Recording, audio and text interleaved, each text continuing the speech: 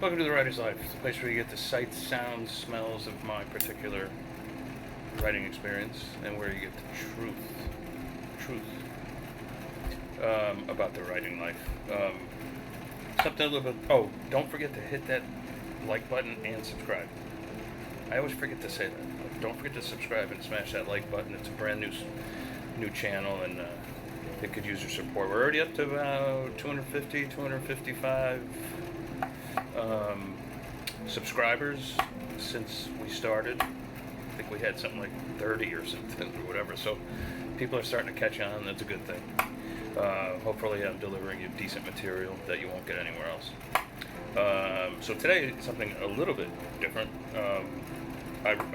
It dawned on me while I was writing a couple of travel articles in the post-COVID era. That's what they're starting to call it now.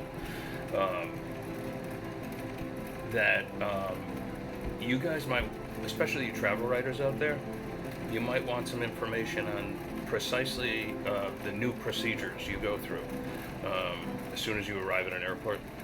Actually, days before that, the procedures you're going to have to go through in this immediate post-COVID era until they tell you otherwise. And it was also dawning on me today that I should do this video while trying to navigate the almost impossible Turkish air site and getting my visa for Turkey and all that sort of crap. All right, but anyway, here's the lowdown. You're gonna have to get a COVID test within 72 hours before your flight. When you get to the airport, you're gonna have to get a COVID test. It's gonna take you about an hour and a half altogether, because you're also gonna have to fill out forms electronically, digitally, and you're gonna have to fill these out on your smartphone. So all you folks who aren't that smartphone savvy, be ready for it. You have to do that little trick where you put the camera over this ridiculous square code barcode thing, and a form comes up. You fill that out. I needed help filling mine out. I was like, I don't know what they're talking about, some of this stuff. And once you fill it out, then you're going to get an email back from the system. And you have to acknowledge that and all of that. So you can see how difficult it might be. However, the only good part about this whole thing is that you're not going to have to go back upstairs into the normal terminal and get in line and wait forever to grab your tickets or whatever. They have a special section set up for you downstairs where you can just check in as soon as you fill out your forms. You get that same feeling you used to get when you were taking an exam in school, and you didn't want to be like the last one in the room finishing up. You wanted to be one of the first to get done so you could move on.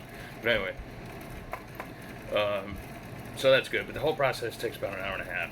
Hopefully you pass your COVID test, or else you're going back. And then everything will be fine. Okay, so then you're going to take your flight. And this is all international flights I'm talking about here, guys. I'm not talking about domestic flights. I hardly ever fly domestically. You're going to arrive in your country, wherever your selected country, and you're going to have to get another COVID test right off the bat. And you're going to have to fill out more forms on your smartphone and do that tricky thing again with the camera. And you're going to be half asleep because you didn't sleep that much on the way over because it was bumpy and whatever. So that's the routine going over. It's a little bit complicated, but they do guide you through it.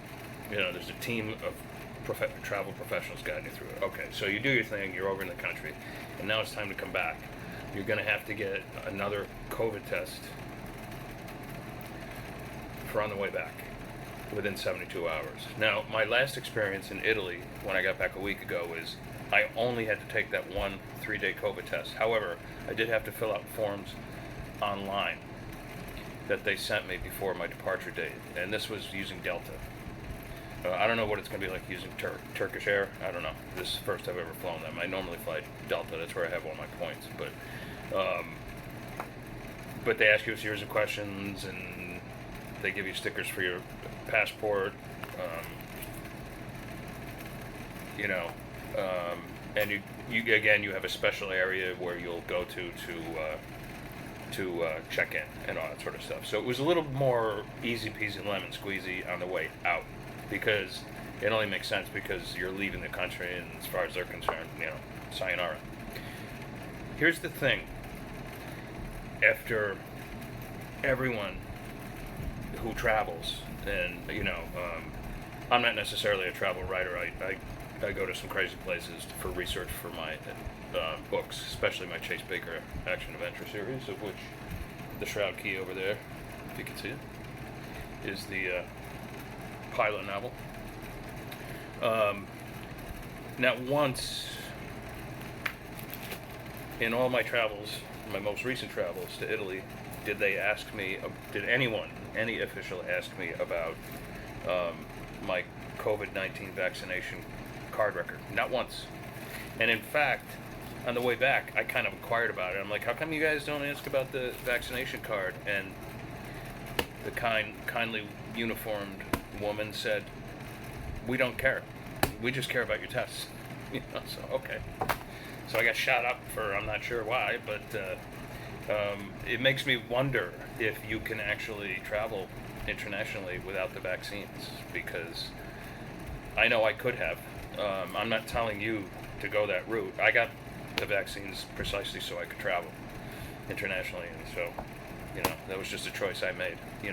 If I start growing rabbit ears in the next couple of years, I'll know it was probably because of the vaccine. But anyway, that's the video for today. I just wanted to give you guys the lowdown on what it's like to travel internationally now. If you're going over there, if you're going somewhere to do research like I am, or if you're going somewhere to actually write a travel story about that place, if you're just going to like Greece to hang out on the beach and write your novel, for a month or two. Okay, that's the story, and I'll see you next time. Ciao, ciao.